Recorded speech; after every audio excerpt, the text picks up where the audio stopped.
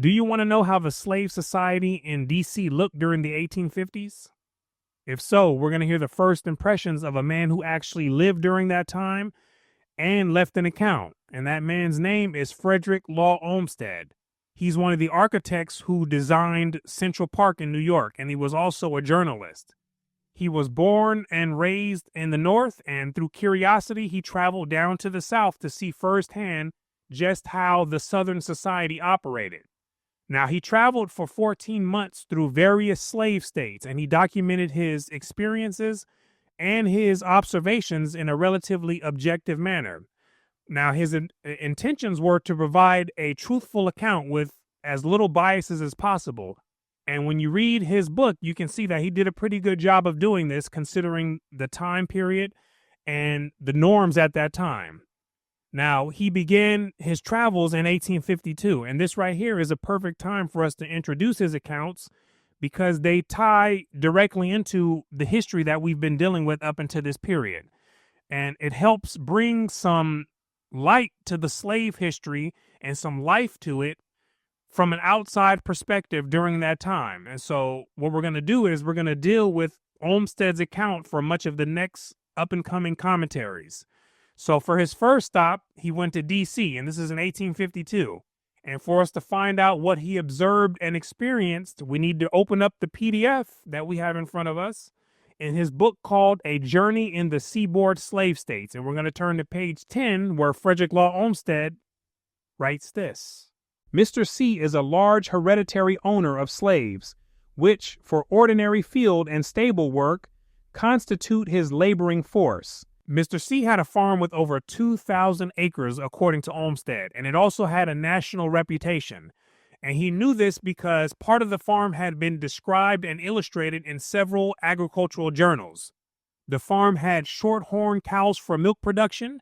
It grew corn, wheat, hay, turnips, and other crops as well. And apparently it was well managed, according to Olmstead. Mr. C and his wife were the managers. But the question is, who were they managing? The answer, the large number of slaves that they had inherited, who worked the field and constituted his laboring force. Now let's get some more on them. He has employed several Irishmen for ditching, and for this work, and this alone, he thought he could use them to better advantage than Negroes. Uh-oh, we have the Irish laborers out here in the fields digging ditches on the farm. And that's all they were employed to do, and we're going to find out why next. But Mr. C believed that the Irishmen were more fitting to dig ditches than the Negroes. Here we go. He would not think of using Irishmen for common farm labor and made light of their coming in competition with slaves. What is the common farm labor? That included breaking up the soil, planting seeds, harvesting crops, picking weeds, milking cows, and things of that nature, right? Things that are ongoing. And Mr. C wanted to hire the Irishmen for the non-steady work or the one-and-done type of work, like digging ditches for irrigation, where afterwards he didn't need them anymore. And here's why. Negroes at hoeing and any steady field work, he assured me, would do two to their one. And since Negroes were reported to do twice as much work as the Irishmen, it was a no-brainer for Mr. C to use the Negroes for the steady ongoing work. But watch this. But his main objection to employing Irishmen was derived from his experience of their unfaithfulness. They were dishonest, would not obey explicit directions about their work, and required more personal supervision than Negroes. They were too much of an unnecessary issue to deal with, according to Mr. C. And he didn't want to deal with dishonest and unfaithful laborers who didn't follow the instructions given to them about the work. And because they were that way, they needed to be supervised way more than what the Negroes required. Now let's continue. From what he had heard and seen of Germans, he supposed they did better than Irish. He mentioned that there were several Germans who had come here as laboring men and worked for wages several years, who had now got possession of small farms and were reputed to be getting rich. German immigrants had a reputation for education and work ethic, which was part of their cultural values and traditions. And they had a history of migrating to various parts of the world and working their way up from the bottom of the pit. And Dr. Thomas Sowell, he addresses this in his book, Wealth, Poverty, and Politics on page 115, where he describes the Honduran farmers complaining about how it was unfair to compete with the German farmers because they worked too hard, right? And this is what comes to my mind with Mr. C mentioning how German immigrants came to the U.S. as laborers and worked their way up to get some wealth, right? Now let's get some more. He was disinclined to converse on the topic of slavery, and I, therefore, made no inquiries about the condition and habits of his Negroes, or his management of them. They seemed to live in small and rude log cabins, scattered in different parts of the farm. Those I saw at work appeared to me to move very slowly and awkwardly, as did also those engaged in the stable. And if Olmstead perceived the Negroes to move slowly and awkwardly, we can only imagine how the Irishmen might have moved, since they were said to be 2 times less productive than the Negroes on his farm. Ooh-wee, let's keep going. These also were very stupid and dilatory in executing any orders given to them, so that Mr. C would frequently take the duty off their hands into his own, rather than wait for them, or make them correct their blunders. And this is the type of behavior that's expected when people aren't getting paid for their work. There was really no incentive for the enslaved to be efficient in labor they already don't want to do, especially when they're not getting paid for it, right? So I probably would have been on the plantation moving slow too. But I also would have been one of the few plotting on a way to get out of there, right? Guaranteed. Now let's keep reading. They were much, in these respects, like what our farmers call dumb paddies. That is, Irishmen who do not readily understand the English language, and who are still weak and stiff from the effects of the immigrating voyage. So the Negroes looked drained and worn out, as if they had but little life in them, just like the Irishmen appeared after coming from that long voyage from Ireland to America. At the entrance gate was a porter's lodge, and as I approached, I saw a black face peeping at me from it. He saw a face with a rich brown complexion, which the culture of his day described still as being black. But, both when I entered and left, I was obliged to dismount and open the gate myself. Altogether, it struck me, slaves coming here as they naturally did in direct comparison with free laborers, as commonly employed on my own and my neighbors' farms, in exactly similar duties, that they must be very difficult to direct efficiently, and that it must be very irksome and trying to one's patience to have to superintend their labor. Visiting the marketplace early on Tuesday morning, I found myself in the midst of a throng of a very different character from any I have ever seen at the North. The majority of the people were Negroes, and, taken as a whole, they appeared inferior in the expression of their face and less well clothed than any collection of Negroes I had ever seen before. What does he mean by the inferior expression on their face?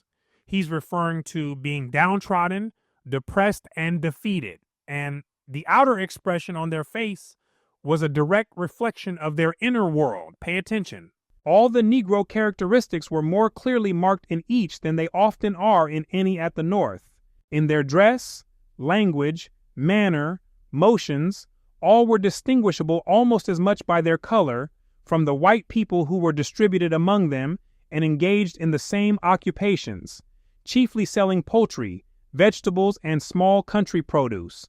So everything about them was noticeably different from Olmstead's perspective. The look on their face, the way they moved, the way they spoke, and the way they dressed, although they were doing the same type of work. The white men were, generally, a mean-looking people, and but meanly dressed, but differently so from the Negroes. Most of the produce was in small, rickety carts, drawn by the smallest, ugliest, leanest lot of oxen and horses that I ever saw. There was but one pair of horses in over 100 that were tolerably good. A remarkable proportion of them were maimed in some way. As for the oxen, I do not believe New England and New York together could produce a single yoke so poor as the best of them. The very trifling quantity of articles brought in and exposed for sale by most of the market people was noticeable. A peck of potatoes, 3 bunches of carrots, 2 cabbages, 6 eggs, and a chicken would be about the average stock in trade of all the dealers. He went in on how the market was scanty and the products were of poor quality, something that he was unaccustomed to in the North. Mr. F. said that an old Negro woman once came to his door with a single large turkey, which she pressed him to buy. Struck with her fatigued appearance, he made some inquiries of her and ascertained that she had been several days coming from home, had traveled mainly on foot, and had brought the turkey and nothing else with her. Old Massa had to raise some money somehow, and he could not sell anything else, so he told me to catch the big gobbler and tote him down to Washington and see what him would fotch. It may not be long before a majority of the inhabitants will be opposed to slavery and desire its abolition within the district. He's saying this about D.C. for a number of reasons. One, there was a growing number of free laborers from the North coming to work in that area. Two, there was already a substantial number of free Negroes in that area at that time, which we're going to read about coming up. Three, the change in consciousness being influenced by the Northern ideas, right? These contributed to Olmstead making this statement about how it wouldn't be long before the majority of inhabitants opposed slavery. Let's keep going. Indeed, when Mr. Seward proposed in the Senate to allow them to decide that matter, the advocates of popular sovereignty made haste to vote down the motion. There are, already, more Irish and German laborers and servants than slaves, and as many of the objections which free laborers have to going further south do not operate in Washington, the proportion of white laborers is every year increasing. The majority of servants, however, are now free Negroes, which class constitutes 1/5 of the entire population. The slaves are 1/15, but are mostly owned out of the district and hired annually to those who require their services. In the assessment of taxable property for 1853, the slaves owned or hired in the district were valued at $300,000. So we can see that slavery wasn't really flourishing as the dominant institution in D.C. at that time. It was still happening for sure, but it was slowly being replaced with free laborers. The colored population voluntarily sustained several churches, schools, and mutual assistance and improvement societies, and there are evidently persons among them of no inconsiderable cultivation of mind. Meaning there were people within the colored population who were intellectually cultivated and could reason on a high level, right? And this was evident to Olmstead. And so he wasn't going on these travels with a preconceived idea about Negro natural inferiority or permanent inferiority in those they called Negroes, right? It was evident to him that there were persons in that community who were cultivated in the mind, right? So that's that. Now, next is an account that he added a few years after he concluded his travels, right? But he included it in here to demonstrate a point, right? Now, here it is. Among the police reports of the city newspapers, there was lately, April 1855, an account of the apprehension of 24 genteel colored men, so they were described, who had been found by a watchman assembling privately in the evening and been lodged in the watch house. The object of their meeting appears to have been purely benevolent, and when they were examined before a magistrate in the morning, no evidence was offered, nor does there seem to have been any suspicion that they had any criminal purpose. Gentlemen of the rich brown complexion were simply meeting together when all of a sudden the police swooped down on them and took them into custody, right? The police didn't find any evidence of a criminal activity taking place or any intent to commit a crime, right? But this is what they found here. On searching their persons, there were found a Bible, a volume of Seneca's Morals, Life in Earnest, the printed constitution of a society, the object of which was said to be to relieve the sick and bury the dead, and a subscription paper to purchase the freedom of Eliza Howard, a young woman whom her owner was willing to sell at $650. All innocent items, right? And here's Olmstead's response to this.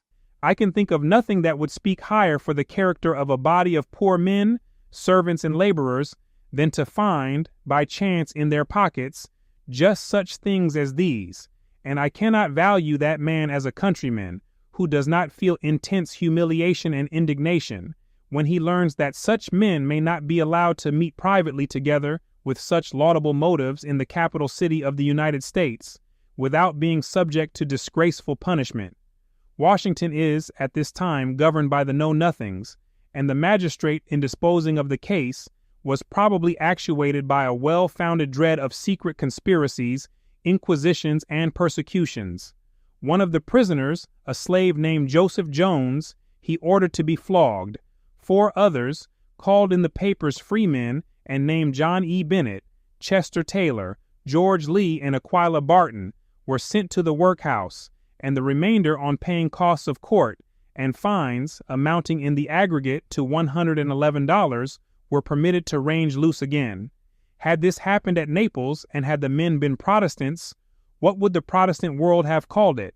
Had it happened at Havana and the men been American citizens, enrolling offices for volunteers would have been instantly opened in New Orleans and New York. So Olmstead didn't like this double standard and the clear hypocrisy coming from the nation's capital. To him, it didn't make any sense to treat innocent people that way. But it obviously made perfect sense for the governing people of D.C. to do that, right? That's just the way it went down. And so right now we're going to stop and we're going to pick up in the next commentary, journeying over to Virginia, right? We're going to take a little trip over there with Olmstead to find out his observations and his experiences in the slave society and the culture in that area. So you're most definitely going to want to stay tuned for that, right? And so with that being said, I want to thank you for watching all the way into the end. My name is Brooklyn St. Michael, and I'll see you in the free world.